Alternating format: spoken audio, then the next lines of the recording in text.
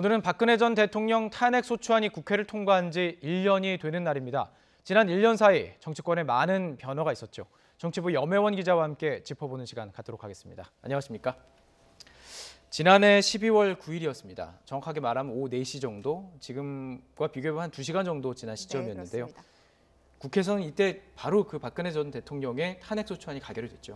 네, 그렇습니다. 당시 상황부터 좀 정리를 해보자면 일단 그 당시에 재적의원이었던 300명 전원이 모두 본회의에 참석을 했습니다. 30분 만에 친박계의 핵심인 당시 새누리당 최경환 의원을 제외하고 299명이 표결을 마쳤는데요. 헌정사상 두 번째 대통령 탄핵안 통과 장면을 다시 한번 보겠습니다. 299표 중 가 234표, 부 56표, 기권 2표, 무효 7표로서 대통령 박근혜 탄핵 소추안은 가결되었음을 선포합니다. 네, 이렇게 해서 공은 헌법재판소로 넘어갔고 당시에 야권 정치인들은 촛불광장으로 나가서 시민들과 함께 정권 퇴진의 목소리를 높였습니다. 12구 국회에서의 탄핵 가결은 국민이 승리한 시민혁명, 명예혁명이라 할 수 있습니다. 새로운 대한민국을 향한 첫 출발이다. 시작이다 이런 마음일 것 같습니다. 헌재에서 올바른 판단을 해줄 것을 다 함께 함성으로 호소합시다. 헌법재판소에서 국민의 뜻을 잘 받들어서 조기에 심판을 내릴 것으로 확신합니다, 여러분. 자, 이렇게 정확히 1년의 시간이 흘렀습니다. 참 많은 일이 있었죠. 대통령이 바뀌었고요. 물론 이제 탄핵되는 과정도 있었고 대통령이 바뀌었고 여와 야가 또 바뀌게 되었습니다. 네. 그 1년의 상황들을 다 정리를 해봤었는데 아무래도 지금 가장 이슈가 되고 있는 그 적폐청산, 이게 바로 화두로 떠오른 부분이겠죠. 네, 그렇습니다. 집권 여당이 된 더불어민주당과 또 국민의당은 적폐청산과 개혁 의지를 더 굳게 다지고 있습니다. 예. 민주당은 고위공직자 비리수사처, 그러니까 공수처 설치와 국정원, 검찰 개혁 등을 예고하고 있는데요. 정치 보복이라고 주장하는 자유한국당을 향해서 모든 비난의 화살을 돌리고 있습니다. 1년이 흘러도 박근혜 전 대통령과 함께 탄핵되었던 자유한국당의 모습은 조금도 달라진 것이 없습니다. 성찰하고 혁신하는 어떠한 모습도 보여주지 않았으며 오히려 국민들의 염원인 적폐청산마저 방해하고 있습니다. 네, 또 탄핵안 처리 당시의 원내대표였던 민주당 우상호 의원은 어제 직접 작성한 탄핵 백서를 공개했는데요. 총 300쪽이 넘는 분량인데 탄핵 소추안이 가결되기까지의 숨가빴던 순간들이 모두 기록돼 있습니다.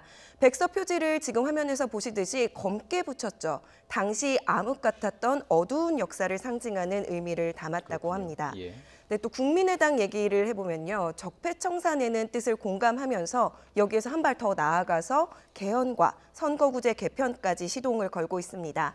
그러면서도 탄핵은 어느 한 정치 세력의 독점적인 소유물이 아니라고 민주당을 경계하고 있습니다.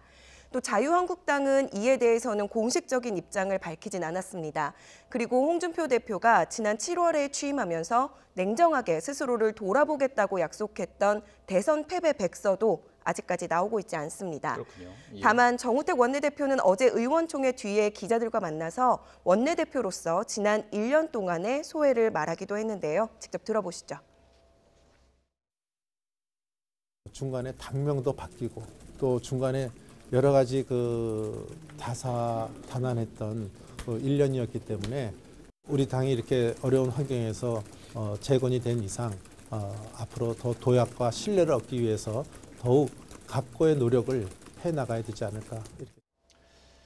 네, 원내대표로서 1년간의 소회를 들어보는 과정에서 보수 진영이 그동안 겪어온 길을 조금이나마 좀 가늠할 수 있었던 것 같습니다. 보수 진영은 참 변화가 많았었죠. 네, 특히나 더 많은 변화를 겪었는데 일단 양분됐습니다. 그렇습니다. 보수 진영이 양분이 돼서 유승민 의원 등 보수 혁신을 외치는 쪽은 바른정당의 문을 열었었죠. 당시 새누리당에서 33명이 탈당을 해서 27년 만에 국회에 4당 체제가 성립이 됐습니다. 바른정당은 유승민 의원을 대선 후보로 내세우면서 탄핵 후폭풍 속에서 보수의 재기를 노렸습니다. 대한민국의 희망을 제시하는 반듯하고 능력 있는 대통령 후보를 만들어 반드시 적통보수 정권을 창출하겠습니다, 여러분. 네, 새누리당도 당명을 바꿨죠. 표면적으로 새 출발을 했습니다. 그런데 당명만 바꾼다고 다가 아니다. 이런 비판이 쏟아지는 가운데 이름을 지금의 자유한국당으로 바꿨습니다. 하지만 예상보다 바른정당이 주도하는 보수개혁의 바람이 크게 불지 않았죠. 그래서 대선을 앞두고 바른정당 의원 13명이 집단 탈당을 해서 친정인 자유한국당으로 돌아갔고 또 최근에 또 한 번 9명이 복당을 하면서 이제 바른정당은 교섭단체 지위에서 내려와야 됐고요. 그리고 4당 체제도 막을 내렸습니다. 자유한국당 의석수는 현재 116석입니다. 민주당과 5석밖에 차이가 나지 않는데요. 하지만 그럼에도 불구하고 민주당의 정당 지지율이 고공행진을 벌이는 데다가 국민의당의 캐스팅보트 입지가 공고해지면서 제1야당임에도 예산안 처리 등에서 힘을 쓰지 못하는 모습을 보이고 있습니다. 국민의당 이야기를 해주셨는데요. 국민의당과는 1년 동안 그 지나온 과정들을 돌아보면 좀 할 이야기가 많은 것 같습니다. 특히 실제로 손에 준 이익이 가장 많았다 이렇게 좀 평가를 받기도 하죠. 네, 그런 평가를 받고 있는데 일단 존재감을 입증한 한 해였다. 이렇게 요약을 할 수 있겠습니다. 물론 안철수 대표가 대선에서 패배를 했고 이후 문재인 대통령의 아들 준용 씨 관련 제보를 조작했다는 의혹이 불거지는 등 크고 작은 내용을 겪기도 했는데요. 대선 뒤 당대당 협상력 면에서 보자면 달라진 입지를 확인할 수가 있습니다. 이번 예산안 처리에서만 보더라도 민주당과 국민의당 두 당의 원내 수석 부대표들이 예산안과 개헌, 선거구제 개편 논의를 주고받는 듯한 메시지가 언론에 공개되기도 했는데요. 뒷거래라는 비판이 나오면서 논란이 되기도 했지만 또 일면 국민의당이 여당을 상대로 원하는 것을 얻어낼 수 있는 협상력이 생겼다. 이런 것을 알 수 있게 하는 단적인 모습이 아니었나 싶습니다. 취임 100일을 맞은 안철수 대표도 국민의당으로 인해서 국회에 다당제가 정착됐다고 자평했습니다. 20년 만에 강력한 캐스팅 보트가 등장해서 기득권 양당의 밀실담합, 장외투쟁, 그리고 무엇보다도 국회 공정이 사라졌습니다. 네, 안 대표는 당내 반발에도 불구하고 여기서 한 발 더 나아가서 바른정당과의 정책 연대까지 꾀하면서 외연 확장을 도모하고 있습니다. 그렇습니다. 국민의당 얘기 나왔으니까요. 최근에 불거진 문제부터 또 짚어보도록 하죠. 자, 이 사건이 있습니다. 김대중 전 대통령이 엄청난 금액의 비자금이 있다라는 내용이 보도가 됐었고 명예훼손으로 결국에는 판단이 됐습니다. 그런데 이 내용을 제보한 사람이 당시 검찰했던 국민의당 박지원 최고위원이다. 이런 지금 논란이 있었습니다. 국민의당이 박지원 최고위원의 당원권 정지하기로 한 거죠. 네, 징계 결정을 내렸는데요. 예. 어제 이와 관련해서 국회의원과 또 최고위원들이 참여하는 긴급회의를 열었습니다. 1시간 반 정도 논의를 한 끝에 박 최고위원의 당원권을 정지하기로 의견을 모았습니다. 당원권이 정지되니까 자동적으로 최고위원직에서도 내려오게 되는 겁니다. 예. 본인의 소명 없이 이렇게 징계를 내린 건 호남을 기반으로 하는 국민의당에게 그만큼 중대한 사안이기 때문입니다. 안철수 대표 측 의원들은 사안을 좀 더 신중하게 보자 이런 주장을 펼친 반면에 호남계 의원들은 최악의 악재가 터졌다 이런 격앙된 반응을 보이고 있습니다. 징계는 물론이고 박 최고위원 본인이 명명백백하게 진위를 밝혀야 한다고 목소리를 높였습니다. 본인과 관련돼 가지고 당에 치명적인 타격을 주는 그런 우리 정체성을 송두리째 짓밟는 그런 행위였기 때문에 진위가 반드시 확인이 돼야 된다. 박 최고위원은 어제 저녁에 국회에서 기자회견을 열었는데요. 자신은 김대중 전 대통령을 가장 존경한다면서 이번 보도는 가짜뉴스이자 또 정치 공작이라며 의혹을 전면 부인했습니다. 여러 가지 수사 정보를 서로 나누기도 하고 대화도 하고는 했지만은 그런 얘기는 나눈 적 없습니다. 13년 전 일을 가지고 재론한다는 것은 좀 우스운 얘기 아니에요? 네, 이렇게 부인을 했지만 박 최고위원이 주성영 의원에게 증거 자료를 넘겼다는 정황을 확인할 수 있는 추가 보도가 오늘도 이어지면서 당분간 이 논란은 계속될 것으로 보입니다. 자, 이런 가운데 사실 호남 민심이 안철수 대표를 향해서 좋지 않았던 것은 사실이잖아요. 그 와중에 지금 김대중 전 대통령과 관련된 이 사건이 나온 겁니다.